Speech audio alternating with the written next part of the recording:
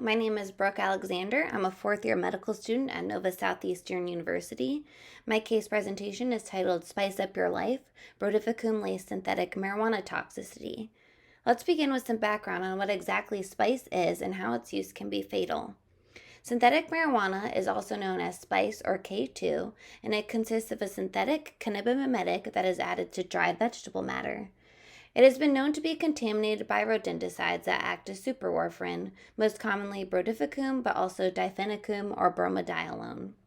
Like warfarin, superwarfarins inhibit vitamin K epoxide reductase and an inability for the body to synthesize vitamin K-dependent coagulation factors 2, 7, 9, and 10, leading to a prolonged prothrombin time. Therefore, patients can develop an associated coagulopathy due to contamination of synthetic marijuana. This is a public health threat with possibly fatal consequences if left untreated. Outbreaks have occurred in the past, most notably in the Midwest United States in 2018.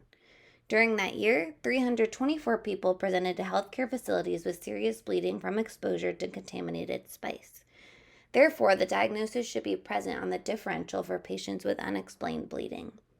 Now let's talk about our case. Our case involved a 33-year-old female with no past medical history who presented to the hospital with right lower quadrant and suprapubic abdominal pain, hematuria, fatigue, and nausea for 4 days. On physical exam, patient had dark papules on the dorsum of her hands and lips, diffuse ecchymosis, and gingival bleeding seen in figures 1 and 2. Labs were significant for a hemoglobin of 11, an INR of over 8.5, a PT of over 110, and PTT of 62.7. Urinalysis was positive for over 100 red blood cells. CT showed a 4 centimeter hemorrhagic right ovarian cyst and hematosalpinx with free blood products within the pelvis. Mixing studies resulted in correction of the PT and PTT.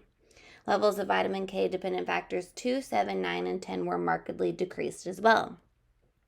Upon admission, patient denied any recreational drug usage. However, on rediscussion, it was confirmed that the patient was a daily user of synthetic marijuana, and toxicity was confirmed with a positive Brodifacoum lab test. The patient required multiple PRBC and FFP transfusions and high doses of vitamin K. She then abruptly left AMA. She returned 2 weeks later with mucosal bleeding and a left popliteal hematoma. On readmission, her labs were significant for similar coagulation and mixing studies to the prior admission and a hemoglobin of 6. She received additional FFP and PRBC transfusions, high doses of vitamin K again, with which she was discharged home on. Let's talk about what is important for you to know about this case.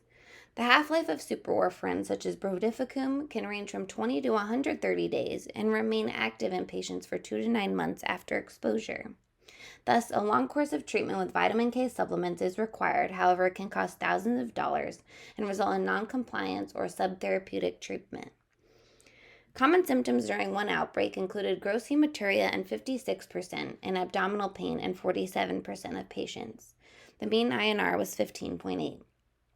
Our patient was part of a larger outbreak as well, and as of December 13, 2021, Poison Control reported the admission of approximately 40 individuals throughout Hillsborough County, Florida hospitals over a period of days with complaints of bleeding, coagulopathy, and synthetic cannabinoid use.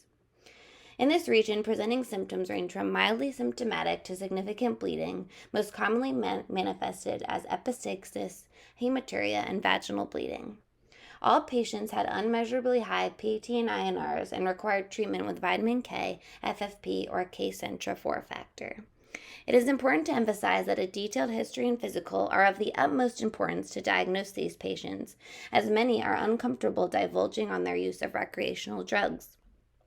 Healthcare workers must utilize their communication skills to make patients feel comfortable sharing this information, but also make sure that patients are educated on the cause of the coagulopathy, necessity of treatment, and abstinence from the drug.